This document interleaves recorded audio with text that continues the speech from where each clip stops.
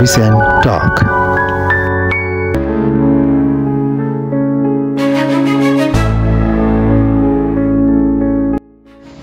Ndagusuhuje cyane kandi ngo haye ikaze wo dukunda uwo wakoze subscribe kuri Vision Talk official. Imana iguha umugisha, Imana ikomeze bane nawe mu byo ukora byose. Tukwifurije amahoro, tukwifurije kugira amafaranga, tukwifurije kugira ubuzima bwiza. Nicyo kintu cya mbere ukwiye kuba ufite muri iyi si. Niba ufunguye no video rero ndagushimiye cyane, kandi niba aribwo bwa mbere udusuye byaba byiza ukanze subscribe kugira ngo tujye tubana mu bintu byose tugenda tugutegura kandi tugenda tukugezaho rimwe. Rero tujya tugira igihe cyo gusobanura amazina nakanya keza ko kumenya neza ubusobanuro bw'izina ryawe. Murambikubwira ko impano nziza niba uri umubyeyi ukwiye guhereza umwana wawe, niba wumva uzashaka ukwiye kuzaho umwana wawe, ni ukumuha izina ryiza, izina risobanuye ubuzima kuri we, kubera ko izina ryiza ni inkingi ya muntu, ni inkingi imugira uwo ari we agakura ameze neza, apana kumwita ya mazina ya kera amwe twanze. Nari amazina rwose yari amazina ntabwo bari sawa cyane. Umunsi rero tujye kurebera hamwe ubusobanuro bw'izina Gayar.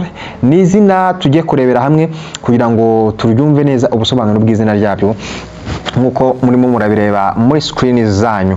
Gayar rero ni izina rifite inkomoko mu rurimi rw'igifaransa, aho risobanura umuntu utunganye kandi w'umutima mwiza. Hari naho rero usanga risobanura umuntu udasanzwe. Abantu bose bitwa Gayar ndabashimiye cyane kandi ndabasuhuje cyane, ariko niba utarakanda subscribe ukaba witwa Gayar, waba uri umwana mwiza cyangwa se ntabwo waba uri umuntu mwiza, kubera ko iri zina ni ryiza kandi rimeze neza cyane. Rero ngiye kukubwira bimwe mu biranga Gayar.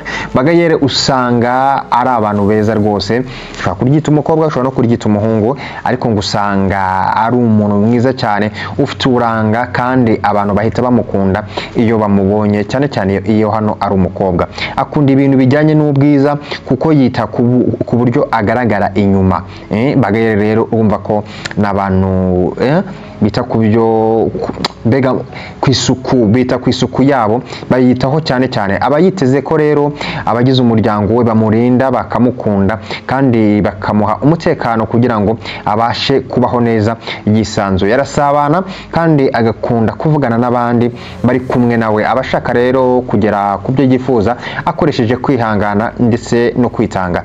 Iyo akiri umwana Gayar cyangwa se Gayar biterwa n'ukuntu usoma izina, yitwara bitewe naho ageze, yaba ari mu bantu batuje agaceceka, ariko yaba ari no mu bantu basahinda cyangwa se mu bantu bacamutse, nabwo rwose akaba nkabo akisanzura. Reka sinakubwira ubusanzwe rero, ariko Gayar asa n'umuntu ujunjamye, avuga inshuro nke cyane kubera ko ahora yitonze. Iyo atitaweho n'ababyeyi be ararwaragurika cyane, aba yumva adakunzwe kandi bigira ingaruka ku buzima bwe. Iyo abaye umugore rero, hari ibintu bibiri biba bishoboka kuri we. Ashobora kuba umugore wita ku nshingano ze, cyangwa se ahora yifata nk'umwana utazi inshingano ze. Azi gucunga neza amafaranga, ni umuntu utajya yibabarira iyo yishe isezerano yahaye umuntu. Urumva ko afite umutima umucira urubanza. Ikosa rero Gayar usanga bakunze gukora cyane cyane, usanga ikintu yari gukora uyu munsi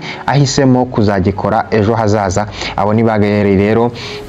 Mbabwirira ati niba witwa Gayar urumva ko ufite izina ryiza, ariko nanone biba ari byiza kumenya ubusobanuro bw'izina ryawe nk'uko murambikubwira umunsi ku munsi. Ndagushimiye cyane rero. Niba hari igitekerezo waduha, niba hari inyunganizi waduha, niba hari izina ufite twagusobanurira, niba hari amazina abiri ufite twaguhuriza mu buryo bwose bushoboka, turi hano kugira ngo dufatanye kandi ibintu byose bigende neza cyane. Ndagushimiye cyane rero. Imana iguha umugisha, ndetse Imana ikomeze ibane nawe mu byo ukora byose. Wibuke kugenda ukanze subscribe kugira ngo tujye tubana no mu zindi video tugenda tukugezaho. Imana iguha umugisha.